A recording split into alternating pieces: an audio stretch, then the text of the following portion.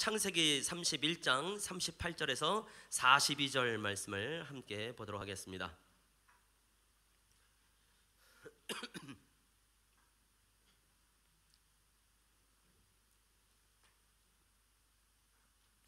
창세기 31장 38절에서 42절 말씀입니다. 구약 성경은 47쪽이 되겠습니다. 우리 같이 한 목소리로 말씀을 읽어 나가겠습니다. 창세기 31장 38절에서 42절 함께 있습니다. 내가 이 20년을 외삼촌과 함께 하였거니와 외삼촌의 암양들이나 암염소들이 낙태하지 아니하였고 또 외삼촌의 양떼의 순양을 내가 먹지 아니하였으며 물려 찢긴 것은 내가 외삼촌에게로 가져가지 아니하고 낮에 도둑을 맞았던지 밤에 도둑을 맞았던지 외삼촌이 그것을 내 손에서 찾았으므로 내가 스스로 그것을 보충하였으며 내가 이와 같이 낮에는 더위와 밤에는 추위를 무릅쓰고 눈 붙일 겨를도 없이 지냈나이다. 내가 외삼촌의 집에 있는 이 20년 동안 외삼촌의 두 딸을 위하여 14년 외삼촌의 양떼를 위하여 6년을 외삼촌께 봉사하였거니와 외삼촌께서 내 품삯을 10번이나 바꾸셨으며 우리 아버지의 하나님 아브라함의 하나님 곧 이삭이 경외하는 이가 나와 함께 계시지 아니하셨더라면 외삼촌께서 이제 나를 빈손으로 돌려보내셨으리다마는 하나님이 내 고난과 내 손의 수고를 보시고 어젯밤에 외삼촌을 책망하셨나이다. 아멘. 어떻게 한 주간 잘 지내셨는지 궁금합니다. 처음 보는 얼굴도 좀 있고요, 또 오랜만에 보는 얼굴도 있고 얼마나 감사한지 모르겠습니다. 특별히 우리 앞에 계신 김기숙 지사님을 보는 것이 저에게 큰 기쁨이네요. 모든 분들이 동일하게 또 기쁨을 또 누리게 되지 않았나라는 생각을 해보게 되고 아마 집사님 깜짝 놀라실 거예요. 그 처음 보는 얼굴들이 나타나 있어가지고 깜짝 놀라실 겁니다. 또 그것이 하나님께서 우리에게 주신 은혜가 아닌가라는 생각을 하게 되는데요. 요즘 그 교회가 이제 세례 교육을 하고 있습니다. 우리 12월 25일 이때가 수요일이잖아요. 성탄 예배 있고 이때 이제 세례를 받는 분이 두 분이 계십니다. 참 감사하지 않습니까? 예수님의 탄생은 곧 각 사람 가운데에 또 예수를 믿고 그야말로 하나님의 자녀가 되는 또 다른 탄생과 같은 시간이 되어져서 성탄절날 우리가 함께 세례식하는 건 또 좋은 의미가 있다라는 생각을 하게 되어집니다. 그래서 열심히 세례 교육을 하고 있고요. 안타깝게도 그런 와중에 좀 감기가 걸려가지고 아주 단단히 걸렸어요. 그래서 목 감기와 이제 코 감기를 단단히 걸려서 어제까지는 그래도 목소리가 괜찮았는데 새벽서부터 또 오늘 아침에 목소리가 별로 좋지 않습니다. 그렇다고 몸 상태가 안 좋은 건 아니에요. 제 목소리만 이럴 뿐인 겁니다. 불쌍히 여겨 주셔도 됩니다. 제가 지난주 한 주간 동안에 목요일 날 한 신학교에 이제 채플에서 이제 설교를 하러 이제 갈 일이 있었습니다. 이게 그 화수목금 이렇게 4일 동안 그 매일같이 채플이 있더라고요. 근데 이거는 이제 신학생들이나 기독교 교육과에 있는 학생들을 대상으로 하는 채플이 아니라 일반 학과 이지만 이제 뭐 아무래도 신학교 내에 있는 일반 학과다 보니까 채플을 의무적으로 이제 참석을 해야 되는 상황이 된 거죠. 그래서 나중에 얘기를 보니까 한 60% 이상이 교회를 안 다니는 애들, 신앙심이 없는 애들이라고 얘기를 하더라고요. 그 채플실의 전체 크기가 아마 좌석수로는 한 2,000석 정도가 될 거예요. 그 중에서 한 300명 정도, 200명, 300명 정도가 이렇게 모여 앉아 있었는데 뭐 전체 좌석에 비하면 10%밖에 안 되잖아요. 그러니까 또 이게 공간이 얼마나 좀 썰렁하고 그러겠습니까? 문제는요. 이거 저와 그 회중과의 거리가 제 기억으로는 거의 한 30m는 됐던 것 같아요. 그럼 뭐 다 뒤쪽에 이제 포진해져 있으니까 그래서 그 회중하고 그 학생들과 저와의 거리보다 그 학생들과 밖으로 나간 출입문의 거리가 훨씬 더 가까웠어요. 그러니까 그 자리 배치만 봐도 이 학생들은 빨리 나가려고 하는 게 목적이구나 라는 것을 알게 되면서 그런 거리감 속에서 설교하고 찬양하는 거 좀 쉽진 않더라고요. 그래도 열심히 잘 섬겼는데요. 또 그 교목실에 계신 분들의 말에 의하면 그래도 딴 때에 비해서 반응을 잘한 거라고 뭐 나름 격려 아닌 격려를 해줘서 뭐 감사하긴 했습니다만은, 그러니까 오늘 우리 이 예선교회 예배를 보니까 제가 얼마나 감사하겠습니까? 신학교 채플과 우리 예선교회 예배가 너무 큰 차이가 나니까, 그래서 우리가 고퀄의 예배를 드리고 있구나 뭐 이런 생각을 하게 되면서 새삼 우리 예선교회 성도님들에게 깊은 감사를 드립니다. 고맙습니다. 열심히 같이 예배하고 찬양하시면 좋겠습니다라고 말씀드립니다. 한번 제 삶을 한번 나눠봤고요. 오늘은 이제 생일 축하도 있고요. 그다음에 공동회도 있습니다. 그래서 전반적으로 좀 예배를 조금씩 줄여 나갈 수 있도록 이제 해보겠습니다. 야곱을 이제 우리가 다시 한번 보는 건데요. 야곱이 이제 루스라는 땅에서 하나님을 만났습니다. 물론 꿈속이긴 하지만 하나님께서 그의 사자를 통하여서 땅에서 또 하늘로 오르락 내리락 하는 모습을 보면서 무엇보다도 하나님께서 아브라함에게 약속하셨던 동일한 언약을 바로 이 야곱에게 한 거죠. 네가 큰 민족을 이루게 될 것이다. 네가 아버지 집으로 돌아오게 될 것이다. 그리고 내가 너를 복되게 할 텐데 너로 인하여서 천하만민 모든 사람들이 복을 받게 될 것이다. 그래서 야곱은 너무너무 놀라운 감격이 되어졌습니다. 야곱의 입장에서는 브엘세바 아버지 집에서만 하나님을 만날 수 있을 거라고 생각을 했어요. 근데 루스라고 하는 이 험악한 땅, 자기의 고향집도 아닌 정말 이것이 어떤 땅인지 알지 못하는 곳에서 하나님을 만나게 되었으니 얼마나 감사하겠습니까? 마치 사마리아 여인이 우물가에서, 이 우물가가 자기에 있어서 그냥 물 한 잔 떠주는 그 정도의 목을 축이는 정도, 자기의 갈증을 해결하는 정도밖에 안 되는 곳인데 바로 예수님을 만났거든요. 그때 예수님께서 이 산에서도 예배하지 말고 예루살렘에서도 말고 라는 말씀하십니다. 지금 네가 만나고 있는 이 장소가 바로 예배 장소가, 이렇게 말씀하시는 것이죠. 그때 사마리아 여인은 굉장히 놀랐을 거예요. 우리의 조상들은 예배할 곳이 분명히 저 산 그리심산에 있다고 얘기했는데, 거기에 가야만이 하나님을 만날 수 있다고 얘기했는데 어떻게 내가 우물가에서 하나님을 만나게 된단 말인가. 그러니까 이게 신관의 변화, 예배관의 변화는 어마어마하게 일어나는 거거든요. 근데 야곱에게도 당연히 그럴 수밖에 없어요. 형을 피해가지고 간신히 그야말로 혈혈단신 뭐 혼자서 거짓골로 100km를 걸어서 왔는데 아무런 소망도 없고, 정말 내가 외삼촌 집에 갈 수 있을까? 또 더 가려면 700km 이상을 더 가야 되는 상황 속에서 이게 정말 제대로 갈 수 있는가라고 고민되어질 때에 꿈속에서 하나님을 만나게 되어지고, 바로 그것을 베델이라고 선포하면서 하나님의 집이라고 말하고 하나님의 문이라고 말을 했으니, 우리가 경험하지 못해서 그렇지 야곱에게 있어서는요, 루스 베델이란 땅에서 하나님의 경험은 어마어마한 사건입니다 라고 말씀을 드릴 수밖에 없습니다. 그래서 하나님께서 나에게 먹을 것과 입을 것을 잘 해주시고 나를 아버지 집에 돌아오게 하신다고 한다면, 하나님께서 나에게 허락해 주신 모든 재산의 10분의 1을 여호와께 드리겠나이다 라고 서원을 하게 됩니다. 그것은 나름대로 믿음의 표현이라고 보셔야 되겠어요. 그래서 굉장히 야곱 안에 새로워진 마음으로 이제 드디어 이제 하란이라는 땅으로 가게 되어집니다. 외삼촌이 있는 땅. 앞으로 700km 이상을 걸어가야 되지만 베델의 하나님을 만났으니 얼마나 더 든든하겠습니까? 또 하란이라는 땅에서 라반이라는 사람은 외삼촌이에요. 외삼촌, 자기의 엄마의 친오빠란 말이에요. 그러니까 자기 엄마 리브가를 통하여서 라반 친오빠 얘기를 들었을 것 아니겠어요? 그러니까 야곱의 이제 아버지 이삭, 또 야곱의 할아버지 아브라함이 자기 아버지의 신부감을 구하기 위해서 어떻게 하란 땅까지 갔는지 알게 되어졌고, 또 하란 땅에서 아브라함의 종이 어떻게 리브가를 만나게 되어졌는지, 참으로 현숙한 이 여인을 어떻게 만났는지, 또 그때 라반이라는 사람이 어떻게 리브가 자기 엄마의 결단에 대해서 후원하면서 넉넉하게 보내는지 다 안단 말이죠. 그러니까 적어도 야곱의 입장에서는 아마 라반 외삼촌에 대한 좀 긍정적인 생각을 가지고 떠나게 되지 않았을까라는 생각을 해보게 됩니다.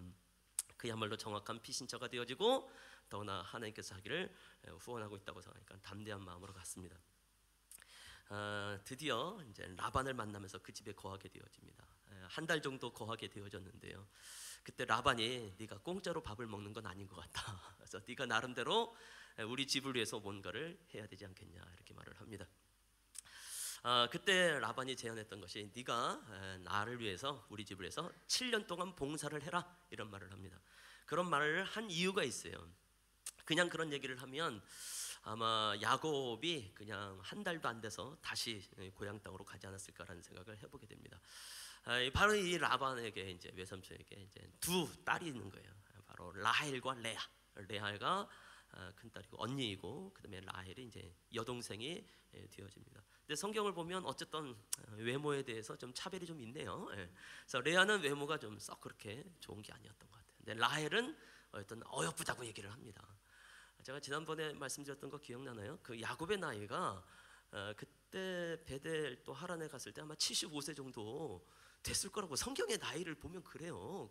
그런 나이임에도 불구하고 노총각이 이제 참 신기한 건데, 그러면 아무리 봐도 라헬도 그렇고 레아도 그렇고 뭐 야곱보다 좀 어리다 치더라도 뭐 한 60대 뭐 이 정도 되지 않았을까? 근데 60대의 노처녀를 과연 어여쁘게 본다는 게 이게 도대체 무슨 일인가? 뭐 여러 가지 생각을 합니다.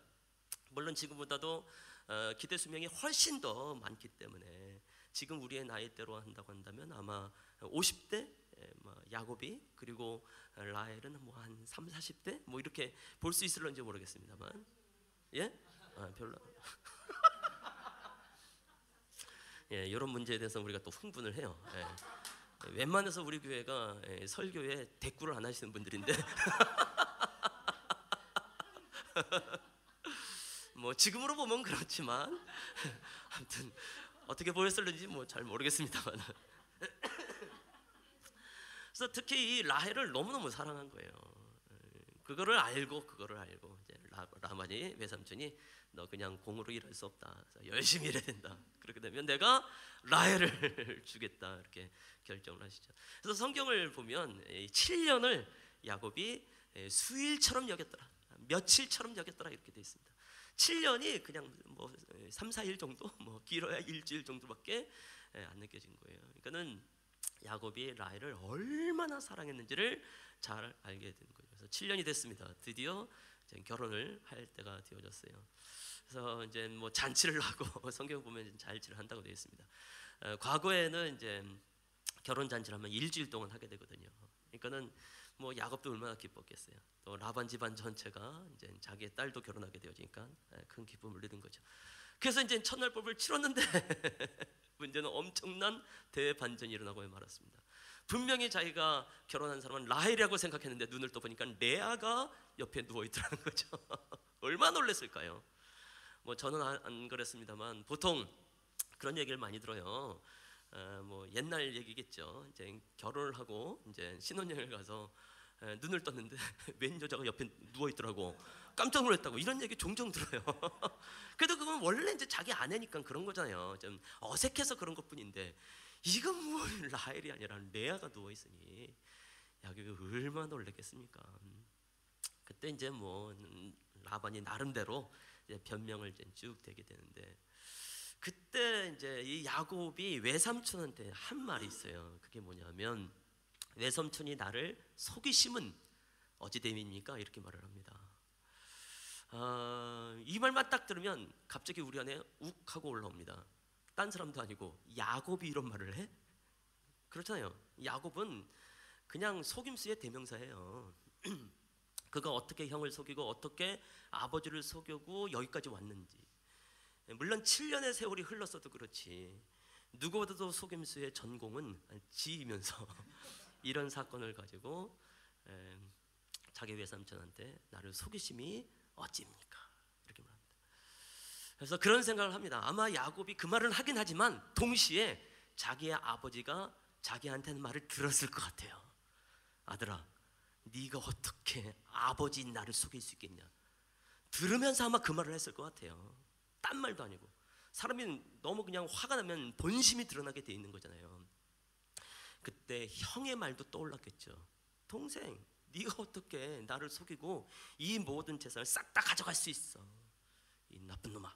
동시에 들으면서 그 말을 했겠죠. 그러니까 어떻게 보면은 야곱이 지금 상황은 굉장히 피해자인 것 같지만 사실은 이미 야곱은 가해자였습니다. 그래서 가해자였던 사람이 지금 피해자가 되는 상황. 그래서 가해자로서의 야곱, 피해자로서의 야곱을 동시에 보게 되는 사건이 바로 이제 야곱의 사건입니다. 이렇게 말할 수밖에 없겠죠. 특히 아버지를 속일 때 이게 얼마나 살떨리는 상황이었습니까? 자기의 옷이 아니라 형 에서의 옷을 입어야 되고, 그 다음에 자기는 털이 없으니까 염소털로 붙여야 되고, 그 다음에 아버지한테 갔을 때, 와, 아버지가 눈이 어둡긴 하지만 그래도 혹시 나를 알아보면 어떡해. 특히 목소리는 알아봤거든요. 목소리는 야곱인데. 그래서 물어본 거예요. 너 진짜 에서 맞냐? 그때 야곱이 말했어요. 분명히, 예, 제가 바로 에서입니다. 그렇게 분명히 말을 했어요. 그럼 이것은 레아를 맞을 때하고 상당히 좀 비슷하지 않습니까? 이삭이 눈이 어두운 상태 속에서 분별력이 없는 것처럼, 사실은 이제 결혼은 밤에 하다 보니까 그때 당시에 조명이라고 하는 것이 지금처럼 있는 상황이 아니고, 아마 제가 볼 때는 달빛도 별빛도 없는 상태 속에서 라반이 결혼 날짜를 잡았지 않았을까라는 생각합니다. 그 등불도 제대로 되지 않은 상태 속에서 면사포를 좀 두껍게 했다고 한다면, 이 야곱이 레아인지 라헬인지 알아볼 수 없을 것 같아요. 그 깜깜한 밤에 속임을 당한 거죠. 이삭이 깜깜한 장님처럼 있을 때 바로 야곱은 깜깜한 상황 속에서 동일한 속임을 받게 됩니다. 그때 너무 이제 그 감동되어져서 야곱이 얘기했죠. 오 나의 사랑 라헬이요, 내가 7년을 기다렸습니다. 당신도 알지 않습니까? 내가 일하면서 힐끗힐끗 당신 쳐다봤을 때 당신도 나한테 사랑의 눈길을 주지 않았습니까? 드디어 우리가 결혼하게 되었습니다. 오 라헬이요, 당신 라헬 맞지요? 그때 레아가 그 상처를 어떻게 해야 될지 모르겠어요. 이게 너무 두렵고 떨리는 마음으로, 예, 제가 라헬이 맞아요, 이랬을 거 아니겠어요? 그러니까 나중에 아침에 레아인 걸 보고 지난밤에 있었던 일들을 야곱이 떠올리면서, 내가 아버지한테 내가 에서입니다 라고 말했을 때와 같은 상황이 벌어지니 이게 야곱이 얼마나 이제 기가 막힐 일입니까? 그래서 지금 입장에서 보면 동일하게 야곱이 피해자인 거지만 원래는 가해자였었던 모습이 동일하게 나타나게 됩니다. 그래서 야곱이 이제 자기를 에서처럼 변장했듯이 분명히 레아도 라헬처럼 변장을 했을 거란 말이죠. 그런 상황 속에 동일하게 있는 야곱을 발견하게 됩니다. 특히 이제 그 레아와 라헬의 관계, 그 다음에 야곱과 에서의 관계를 보면 또 비슷한 상황들이 벌어집니다. 야곱은 이 에서의 입장에서 보면 늘 승승장구하는 사람이었습니다. 장자권을 빼앗았고요, 실제로 속여서 장자가 받을 축복을 받게 되어졌지요. 근데 가만히 보면 이게 참 재밌는 게, 레아와 라헬 사이에 라헬은 늘 피해자처럼 있는 상황이 또 되어집니다.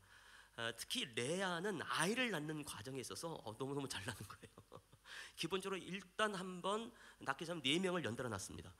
그리고 나중에 가서 또 2명을 낳습니다. 아들만 그렇게 6을 낳고요, 딸까지 모두 7을 낳게 되어집니다. 근데 라헬은 애를 못 낳아요. 그렇죠? 나중에 간신히 막내 요셉과 베냐민을 낳게 되어지는데, 막내 베냐민을 낳을 때요, 안타깝게도 산고를 이기지 못하고 죽습니다. 그리고 상황을 보게 되어지면 지금 고향 땅으로 가는 와중에서 라헬이 죽어요. 그러니까 어떻게 보면 심하게 말하면 객사했다 라고도 볼 수 있는 상황이 되어져요.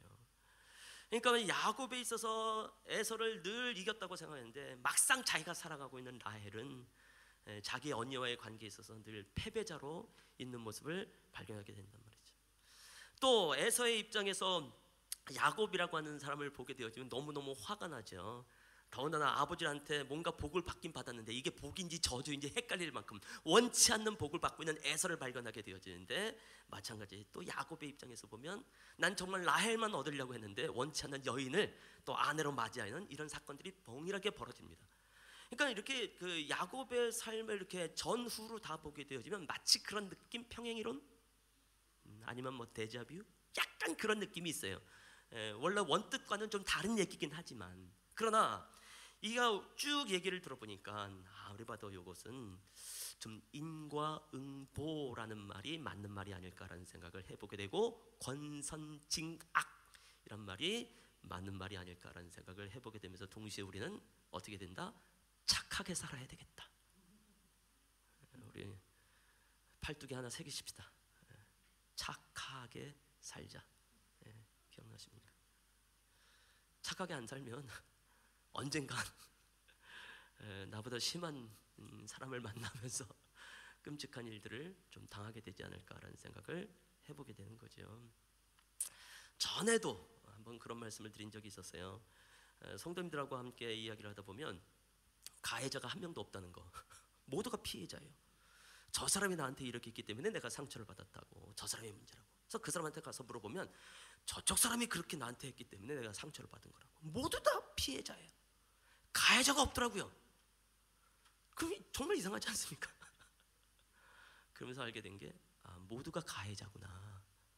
우리는 가해하면서 피해를 받고 있구나라는 생각을 하게 됐고, 점점 시간이 지나면 지날수록 그게 맞는 말이다라는 생각을 해보게 되는 거죠. 그래서 야곱의 삶을 봐도 마찬가지예요. 자기는 그전 일을 떠올리지 못하면서 난 피해만 받고 있습니다라고 말하는지 모르겠지만 성경은 분명히 말하는 거예요. 네가 무슨 피해만 받았냐. 너의 지난 삶을 봐라. 넌 철저하게 가해자였지 않냐. 지금의 이 피해에 대해서 네가 핑계댈 일이 없다라고 선언하고 계시는 하나님의 이 섭리를 발견하게 되어집니다. 그래서 다시 한번 말씀드립니다. 정말 착하게 사십시다. 내가 요즘 왜 피해를 받고 있는가? 혹시 내가 그 전에 또 다른 어떤 사람한테 같은 가해를 했었던 건 아닌가? 한번 돌아볼 필요가 있을 것 같아요. 물론 이제 인과응보라는 말이 권성징악이라고 하는 것이 우리한테 썩 마음을 편하게 하지는 않습니다. 그러나 하나님이 어느 정도는 인과응보 하셔야 됩니다. 권선징악 하셔야 됩니다. 그래야 이 사회가 사회되는 것이지, 권선징악이 없어봐요. 그러면 아마 이 세상은 이제 지옥 자체가 되지 않을까라는 생각을 해보게 됩니다. 그래서 최소한의 장치 중에 하나가 아마 인과응보나 권성징악이 아닐까라는 생각을 해보게 된 거죠. 근데 그걸로만 끝나면 하나님은 잔인한 분이 되어지고 우리는 신앙생활에 있어서 이걸 어떻게 될지 모르는 상황이 되어지죠. 다행히 그런 와중에서도 하나님의 은혜라는 것이 있어서 우리에게 소망이 되어지고, 우리도 가해자의 모습으로 있지만 다시 한번 회개하고 돌이키고 피해자의 모습으로 있는 것을 극복하며 나갈 수 있지 않을까라는 생각을 해보게 되고, 다음 주에도 하나 이 부분을 또 나누게 되지 않을까 싶습니다. 아마 하나님께서 하란 땅으로 야곱을 옮기셨을 때는 뭔가 의도가 있겠지요. 기본적으로 이 루스가 베델인 것처럼 하란도 베델이다. 하란도 분명히 하나님의 집이고 하늘의 문이 될 것이다 라고 말씀하시면서 그런 믿음을 가지고 야곱이 갔을 거라고 생각해요. 문제는 이 라반이라고 하는 사람이 있었다는 게 문제이지요. 야곱에 있어서 이 라반은요, 아마 또 다른 야곱이라고 보는 게 좋을 것 같아요. 그래서 오늘 설교 제목이 속이는 자 대 속이는 자예요. 속이는 자들이 어떻게 지금 살고 있는가, 어떤 일이 벌어지는가를 말하고 있는 것이죠. 사실은 라반은 야곱보다 더한 사람이죠. 더 모진 사람이고 아주 전략적으로 철저하게 속이고 있는 사람인 것을 발견하게 됩니다. 레아를 이제 잠자리에 보낸 이유가 있습니다. 너희 지방에서는 어떨런지 모르겠지만 듣자 하니 네가 형을 속이고 장자권을 취했다고 하는데 그건 너희 지방 얘기고 우리 지방은 그런 거 없다. 우리 지방의 문화는 동생이 먼저 시집가는 일은 없다. 그래서 먼저 언니를 시집을 보내고 그 다음에 동생이 가게 되어 있다. 이렇게 말을 합니다. 어떻게 보면 굉장히 뭔가 대의 명분이 있는 것처럼 말을 하는지 모르겠으나 그것은 라반의 철저한 전략 속에서의 속임 속에서 나오는 말이라는 걸 우리가 금방 눈치챌 수 있게 되는 거죠. 특히 이 결혼식에 있어서 라반의 좀 계산이 이제 눈에 보이게 되는데요. 아까 말씀드린 대로 이제 결혼식을 하려면 일주일 동안 해야 돼요. 이게 큰 잔치입니다. 다시 말해서 일주일 동안 결혼 잔치 비용이 생각보다 많이 들 거예요. 그런데 그 결혼식이 끝나고 나서 일주일이 채 되기도 전에 라헬까지 얻게 되어졌으니 어떻게 보면 한 번의 잔치를 가지고 두 딸을 다 시집 보낸 거예요. 그러니까 그 결혼 비용이 절반으로 확 줄어든 거예요. 라반 안에 충분히 그런 계산이 있을 수 있어요. 계속해서 라반이 야곱에 대해서 하는 행위를 보면 이 사람은 굉장히 계산적인 사람이다라는 것을 알게 되니까요. 특히 이제 결혼이라는 걸 할 때 신랑이 신부 측에 지창금이라는 것을 주게 되어 있습니다. 아무리 뭐 야곱이 뭐 혈혈단시로 갔다 할지라도 어쨌든 7년 동안 노동을 했으니까 나름대로 자기만의 재산도 또 있을 수 있겠죠. 그럼 그것을 자기의 외삼촌이지만 장인어른이라고 생각하고 그 집에 저거 집에 지참금을 주고 갑니다. 그러니까 지참금이라고 하는 것은 그 용도 중에 하나가 뭐냐면 그 아버지가 다 쓴다라는 의미가 아니라 지참금은요, 혹시 남편이 먼저 죽어서 내 딸이 과부가 될 수도 있다, 아니면 원치 않는 이혼으로 말미암아 혼자 될 수 있다. 그때 이 지참금이라는 것이 사회생활할 수 있는, 경제를 활동을 할 수 있는 그 자본금이 되는 거예요. 그러니까 나중에 그런 일일 수 있어요. 라반이 굉장히 고약한 사람이니까 나중에 홀로 됐을 때 그래, 내가 지금까지 보관했으니까 이자는 나한테 줘. 그 다음에 줄 수는 있겠지만 지참금 자체를 이거를 건들면 안 되는 거죠. 근데 전체 정황으로 보게 되면 이 라반은 지참금 전체를 건드렸고 자기의 소유로 뺏었어요. 그게 어디서 알 수 있냐면 31장 15절 말씀을 보면 이제 한참 이제 라반한테 쫓기면서 가고 있는 상황인데요. 그때 라헬과 레아가 뭐라고 말을 하냐면 아버지가 우리를 팔고 우리의 돈을 다 먹어버렸으니 이렇게 말을 합니다. 그래서 아버지가 우리를 외국인처럼 여기는 것이 아닌가? 그러니까 이미 이 두 딸도요, 아버지가 진짜 자기를 사랑하여서 결혼시켰다는 게 아니라 그냥 우리를 팔아넘겼구나 라는 생각을 이미 결혼할 때부터 안고 있었던 것을 발견하게 된단 말이죠. 그러니 이 라반이라는 사람이 얼마나 고약한 사람인가라는 걸 알게 되어지죠. 더나 야곱은 어쨌든 이젠 자기 사위란 말이에요. 그리고 사위가 좀 어떻게든지 좀 그 자기 집을 좀 세우고 경제적인 좀 안정감을 누리려고 하는데 그것을 다 방해합니다. 뭐 앞으로 이제 보게 될 거예요. 그리고 나름대로 재산을 갖고 이제 고향 땅으로 가고 있는 이 야곱을 끝까지 추적합니다. 추적한 이유는 죽이려고 그러는 거예요. 다행히 중간에 하나님께서 나타나십니다. 그래서 라반을 꾸짖어요. 그래서 죽이는 일이 없게 되어집니다. 만약 하나님께서 나타나지 않았으면 진짜 라반은 이 야곱을 죽이지 않았을까라는 생각을 해보게 될 정도로 아주 끔찍한 일들이 일어나게 되어지는 것이죠. 그야말로 자수성가한 이 야곱이 되어지죠. 그래서 오늘 말씀, 본문 말씀은 바로 이러한 상황 속에서 이제 도망을 가면서 야곱이 라반에게 한 말이 나오는 거예요. 한번 38절서부터 다시 한번 잠깐 볼까요? 앞에 본문 말씀을 한번 보지요.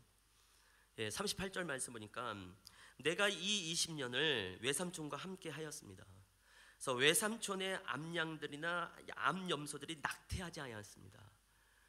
그러니까 이게 얼마나 성실하게 야곱이 일했는지를 알게 되어져요. 또 외삼촌의 양떼 순양을 내가 먹지 아니하였습니다. 한 마리도 내가 개인적으로 착취하지 않았습니다. 또 39절 말씀 보면 물려 찢긴 것은 내가 외삼촌에게로 가져가지 아니하고, 그러니까 자기가 이제 그 손배상했다는 거죠. 낮에 도둑을 맞았든지 밤에 도둑을 맞았든지, 이게 이제 뭐냐면 낮에는 자기가 이제 돌보는 거잖아요. 그래서 낮에 도둑을 맞으면 자기 책임이에요. 근데 밤에는 그 우리로 집어넣는 거예요. 그러니까 라반의 관리가 되는 거예요. 근데 낮에 도둑 맞은 뿐만 아니라 밤에 도둑 맞은 것도 사실은 야곱의 책임이 아님에도 불구하고 외삼촌이 그것을 내 손에서 찾았습니다. 그래서 내가 얼마든지 보충하였습니다. 내 것을 가지고, 이렇게 말을 해요. 40절 말씀 보면 낮에는 더위와 밤에는 추위를 무릅쓰고 눈 붙일 겨를도 없이 지냈습니다. 이게 반나뿐만이 아니라 뭐 계절과 상관없이 진짜 열심히 일했던 야곱을 보게 되어지죠. 41절 내가 외삼촌의 집에 있는 20년 동안 외삼촌의 두 딸을 위하여 14년, 외삼촌의 양떼를 위하여 6년을 외삼촌께 봉사하였거니와 외삼촌께서는 내 품삯을 10번이나 바꾸셨습니다. 사기꾼 중에 사기꾼입니다. 어떻게 이럴 수가 있겠습니까? 이게 이제 뭐 막판이니까 뭐 야곱도 막 가는 거예요. 왜 하나님께서는 야곱에게 이러한 라반을 허락하시는가, 붙이시는가? 간단합니다. 이건 그냥 인과응보 권성진학으로 끝나는 것이 아니라 결국은 훈련시킨 거예요. 결국 연단시키는 거죠. 자연스럽게 우리의 삶으로 돌아와 봐야죠. 왜 내 주변에 나를 괴롭힌 사람이 이렇게 많은 거야? 일단 집에서 아내가 남편이 때론 자식 새끼들이 막 때론 부모가 나를 뭐 회사 생활은 말할 것도 없이 간단합니다. 하나님께서 심각한 사람을 통해서 나를 야곱되게 하는 거구나. 어떻게 보면 야복강에서 이스라엘이라는 말을 듣긴 했지만 이미 야곱은 이스라엘 되기 위하여서 훈련 과정 가운데 있는 것을 발견하게 되어지죠. 만일 라반이 굉장히 자상한 외삼촌이었다면, 굉장히 자상한 장인어른이었다고 한다면 야곱은 어쩌면 더 기고만장하고요, 더 많은 속이는 자의 전공자로 갈 수 있고요. 물론 하나님께서 쓰시려면 또 다른 시련이 또 있을 수도 있겠죠. 근데 생각보다 더 오랜 시간이 지나야만이 하나님께서 쓰시겠다라는 생각도 해보게 된단 말이죠. 아까 루스가 베델로 됐다고 말씀드렸어요. 그래서 베델은 하나님의 집이라고 말씀드렸고, 그래서 베델, 그 루스라고 하는 땅은 이제 하나님의 문이다 이렇게 말을 했습니다. 그래서 거친 광야 같은 것이 바로 하나님의 집이 되어지고 하늘로 나아갈 수 있는 하늘의 문, 통로가 된다는 거죠. 그러면 그것은 동일하게 하란 땅도 마찬가지입니다. 이 하란도 베델이 되어지는 것이죠. 즉 하란도 하나님의 집이 되어지고 하란도 하늘의 문이 되어집니다. 그러면 땅만 그럴까요? 땅에 살고 있는 사람도 마찬가지다라는 생각을 해보게 됩니다. 즉 어찌 보면 라반의 그 집은 아마 이 야곱에게선 또 다른 하나님의 집으로 하나님께서 말씀하고 계시다라고 볼 수 있겠고, 라반 누구보다 거친 땅과 같은 루스와 같은 사람이지만 바로 그 사람이 하나님께 이를 수 있는 하늘 문이 됩니다 라고 말씀을 드리게 된 거죠. 좀 당황스럽긴 해요. 나에게서 가장 큰 피해를 준 사람이 하나님께 이르를 수 있는 길이 되어지고 문이 된다, 통로가 된다는 것이 쉽게 와닿지 않습니다. 예수님께서 너희가 사랑할 때 원수를 사랑하라 라고 말씀합니다. 왜냐하면 그 원수가 하나님께 이르를 수 있는 통로가 되거든요. 그 원수가 하나님께 나아갈 수 있는 가장 확실한 정문, 출입문이 되기 때문에 원수를 사랑하라고 하신 말씀을 알게 되는 것 아니겠습니까? 아주 멋진 이제 신학자 한 명이 아주 멋있는 말을 했어요. 원수들은 하나님께 가는 길에 놓인 뛰어넘어야 할 장애물일 뿐만이 아니라, 우리는 늘 그렇잖아요. 전의 원수 때문에 내가 이렇게 못하고 있으니까 내가 뛰어넘어야 될, 극복해야 될 장애물이야 뿐만 아니라 하나님에게 가는 길이 될 수도 있습니다. 그 원수가 있지 않냐고 내가 하나님께 간다는 건 참 쉽지 않다. 삶이 편안하고 부유하면요 하나님 찾지 않습니다. 마찬가지 아니겠습니까? 내 주변에 원수가 득실득실거리면 하나님을 찾게 되어져 있습니다. 그래서 알고 보니까 이 원수가 하늘의 문이었네. 감사하지 않습니까? 내 주변에 나를 피해를 주고 있는 사람이 있다는 게, 내 주변에 나의 원수가 있다는 게 감사하지 않습니까? 그래서 그런 생각이 들었어요. 우리는 원수를 향하여서 세레나데, 노래를 하나 불러야 되겠다. 하늘 가는 밝은 길이 내 앞에 있으니, 원수가 하늘 가는 밝은 길이 내 앞에 있으니 그 원수가 그런 사람이라는 것. 그래서 원수를 향한 세레나데를 부르게 되어지면 와, 그걸 통한 하나님의 역사가 무엇인지 알게 되리라고 믿습니다. 그래서 원수를 축복하십시다. 그 전에 먼저 착하게 사시고요. 자, 기도하겠습니다.